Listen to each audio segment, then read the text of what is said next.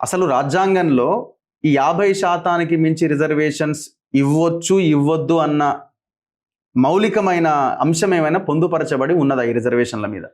రాజ్యాంగంలో ఎక్కడ కూడా ఏ ఆర్టికల్ కూడా ఈ అప్పర్ సీలింగ్ లిమిట్ 50% దాటకూడదు బీసీలకు అని ఎక్కడ లేదు. కానీ ఎస్సీలకు ఎస్టీలకు మాత్రము చట్టసభలో, లోక్సభ అండ్ రాజ్యసభలో, అసెంబ్లీలో మాత్రం ప్రపోర్షనేట్ టు పాపులేషన్ ఉండాలని రాజ్యాంగ ప్రావిజన్స్ ఉన్నాయి.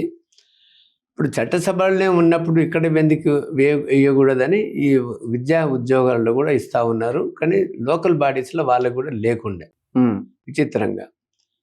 అప్పుడు మనకు ఫస్ట్ ఈ రాజ్యాంగంలో ఎక్కడ లేకపోయినా కొన్ని రాష్ట్ర ప్రభుత్వాలు 50% దాటి రిజర్వేషన్స్ ఫస్ట్ మైసూర్లో చేసినప్పుడు, లేకపోతే అక్కడిక్కడ చేసినప్పుడు సుప్రీంకోర్టు ఇంటర్ఫియర్ అయ్యి మీకు 50% రిజర్వేషన్స్ దాటకుండా ఉండాలా, ఎందుకంటే అది రాజ్యాంగ ఫండమెంటల్ రైట్స్కి వ్యతిరేకంగా ఉంటుంది, మెరిట్కు వ్యతిరేకం ఉంటుంది ఇది అని వాళ్ళకి అక్కడున్న సవర్ణులు బ్రాహ్మణ బనియా క్షత్రియులే కాబట్టి వాళ్ళకి ఒక ఇంటర్ప్రిటేషన్ చేసి రాజ్యాంగ ఫలాలు బీసీలకు అందకూడదని ఒక చిత్తశుద్ధితో ఇచ్చిన జడ్జిమెంట్లు కావు. కానీ రాజ్యాంగ కాన్స్టిట్యూషన్లో జడ్జిమెంట్స్ ప్రకారం 50% దాటకూడదని జడ్జిమెంట్ లాగాని ఈ యొక్క సో రాజ్యాంగంలో ఎక్కడ లేదు.